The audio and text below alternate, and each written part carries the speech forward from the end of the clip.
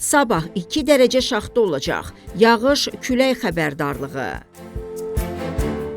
Bakıda və Abşeron yarımadasında noyabrın 29-da hava şəraitinin dəyişkən buludlu olacağı, arabir tutulacağı gözlənilir. Milli Hidrometeorologiya Xidmətindən reporta verilən məlumata görə gün ərzində bəzi yerlərdə fasilələrlə çiskinli yağış yağacağı ehtimalı var. Cənub-şərq küləyi əsəcək. Havanın temperaturu gecə 8-11, gündüz 14-17 dərəcə isti olacaq. Azərbaycanın rayonlarında havanın əsasən yağmursuz keçəcəyi gözlənilir, lakin gecə və səhər bəzi şərq rayonlarında çiskinli yağış yağacağı ehtimalı var. Bəzi yerlərdə arabir duman olacaq. Şərq küləyi əsəcək. Havanın temperaturu gecə 4-8, gündüz 13-16 dərəcə isti, dağlarda gecə 2 dərəcə şaxtadan 3 dərəcəyə qədər isti, gündüz 7-10 dərəcə isti olacaq.